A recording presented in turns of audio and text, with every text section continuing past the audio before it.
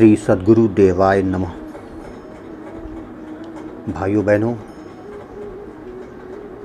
मैं आज आपको इस महान संत की कथा बताने जा रहा हूँ। उनका नाम है श्री पद्मावती जी। श्री पद्मावती जी साक्षात भगवती माँ लक्ष्मी की अंशस्वरूप ही थी। पद्म सदृश कांति होने के कारण उनके माता पिता ने उनका नाम पद्मावती यह नाम रखा था।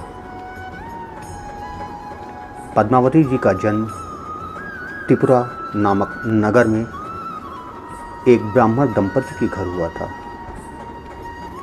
आपके पिता पंडित श्री प्रभाकर जी महाराज भगवती लक्ष्मी के अनन्य उपासक थे। उनकी आराधना के फलस्वरूप साक्षात भगवती लक्ष्मी जी भी उनके कन्या के रूप में अवतरित हुई थी।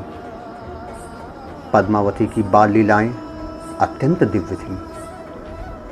उनके जन्म के साथ ही पंडित श्री प्रभाकर जी महाराज का घर रिद्धि सिद्धियों से परिपूर्ण हो गया।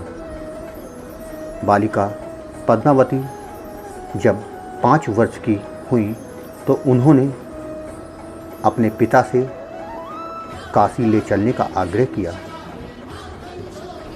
उन्होंने यह भी बताया कि वे काशी में श्री रामानंदाचार्य जी महाराज के दर्शन करना चाहती हैं। माता पिता अपनी लाडली पुत्री का आग्रह ठुकरा न सके। उन्होंने स्वीकार कर काशीपुरी की यात्रा की और श्री स्वामी जी के दर्शन किए तथा उन्होंने अपनी पुत्री की इच्छा भी बताई। श्री स्वामी जी तो परम सिद्ध संत थे। उन्हें पद्मावती के साक्षात स्वरूप को समझने में तनिक भी देर न लगी। उन्होंने पंडित श्री प्रभाकर जी को पद्मावती को लाने की अनुमति दे दी। यह बात जब पद्मावती जी को मालूम पड़ी तो खुशी से उछल पड़ी।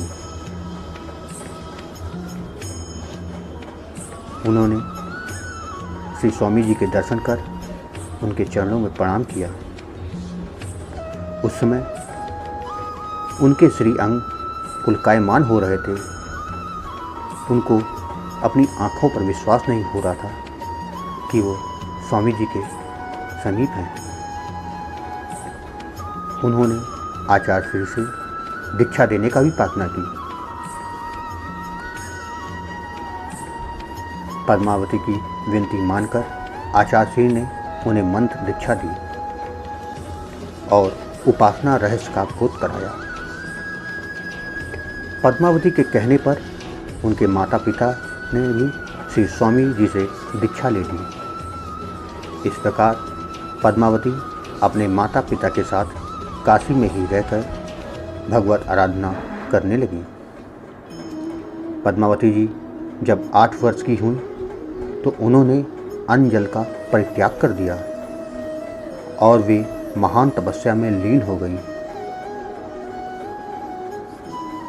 उस समय उनके इस महान तप की चर्चा काशी में सर्वत्र व्याप्त हो गई।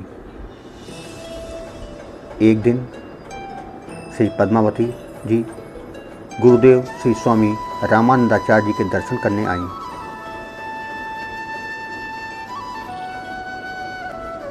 श्री गुरुदेव ने दर्शन देने के बाद उनसे कहा, अब तुम्हारा तप पूर्ण हो गया है। अब तुम अपने निज धाम को जाओ। यह सुनकर पद्मावती जी ने आचार्य श्री के चरणों में बारंबार प्रणाम किया और उनकी स्तुति कर सबके देखते ही देखते दिव्य विमान पर बैठकर परम धाम को चली गई। भाइयों बहनों, आपको ये कथा कैसी लगी कमेंट करके ज़रूर बताएं। अगर अच्छी लगी हो तो इसको शेयर ज़रूर करिएगा।